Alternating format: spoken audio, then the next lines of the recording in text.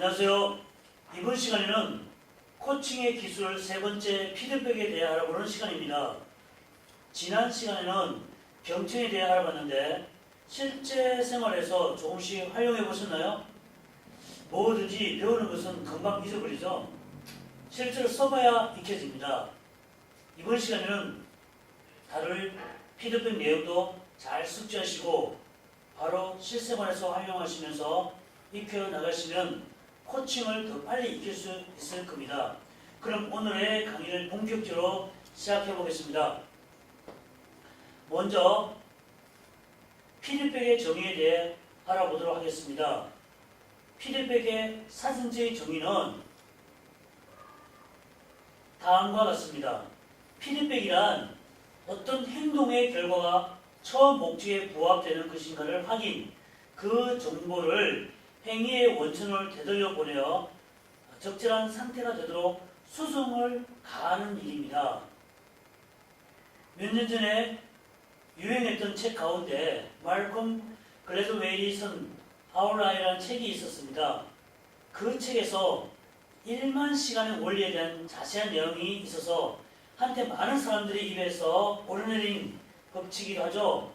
그런데 최근에 1만 시간의 재발견이라는 책이 나왔는데 이 책의 핵심 중 하나는 1만 시간이 단순히 물리적인 시간이 흐른다고 되는 게 아니라 한 분야에서 일하면서 적절한 피드백을 통해서 해당 분야의 일을 지속적으로 발전시켜 나가야 한다는 것입니다. 코칭에서의 피드백도 이런 차원에서 학생이 현재 상태에서 원하는 미래로 나아가기 위한 실행을 조금씩 발전시켜 나가기 위해 제공하는 것입니다.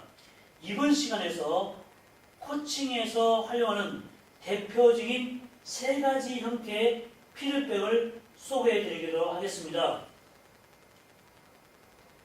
첫 번째 피드백은 긍정적인 피드백입니다. 코칭을 통해 학생이 원하는 목표를 이루기 위해서는 많은 변화의 에너지가 필요하다는 것은 이전 강의에서 말씀드린 바가 있죠. 학생은 현재의 문제로 갈등을 경험하고 있기 때문에 변화를 위한 많은 에너지가 필요한 상태입니다. 그래서 이런 학생에게 긍정적인 피드백은 학생의 자신감을 강화시켜주기 위한 도구로 사용됩니다. 주요 방법은 칭찬과 인정입니다. 칭찬은 학생이 긍정적인 행동을 했을 때 그 행동과 행동의 역량에 대해 구체적으로 언급하면서 신뢰와 감사를 표현하는 것입니다. 이때 학생의 행동뿐만 아니라 그 행동의 역량을 언급하는 것은 학생으로 하여금 자신의 행동에 대한 강한 동기부여가 되게 하고 학생이 미처 생각지 못했던 새로운 가능성을 보게 만듭니다. 한편 인정은 학생의 특정 행동이 아닌 학생의 존재 자체를 인정하는 행위와 언어를 전달하는 것입니다. 오늘따라 마음이 편안해 보이시네요. 오늘은 자신감이 넘쳐 보이는데 와 같은 말들이 대표적인 인정의 피드백입니다. 이러한 피드백을 할 때는 다음과 같은 사항을 고려하면 더 효과적입니다. 먼저 긍정적인 피드백은 구체적으로 하고 그리고 간결하게 하는 게 좋습니다. 아무리 좋은 내용이라고 칭찬을 길게 늘어뜨리는 것은 효과를 오히려 감소시킬 수 있습니다. 때로 이러한 피드백은 다른 사람 앞에나 또 제3자에게 하는 것도 좋습니다. 당사자는 그런 피드백을 다른 누군가를 통해 들음을 통해 더욱 강한 자신감을 가질 수 있습니다. 긍정적인 피드백은 아주 사소한 것이라도 기회를 봐서 놓치지 않고 하는 것도 매우 중요합니다. 이거 별거 아닌데 라고 생각하는 그 일에 학생은 매우 신경을 쓰고 그 일을 의미 있게 여길 수 있기 때문입니다. 그래서 이런 피드백의 오해 상황에서 주어진다면 학생은 더욱 감동을 받을 수 있습니다.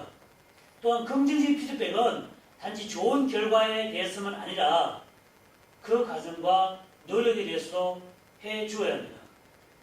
다음은 부정적 피드백에 대해 알아보겠습니다.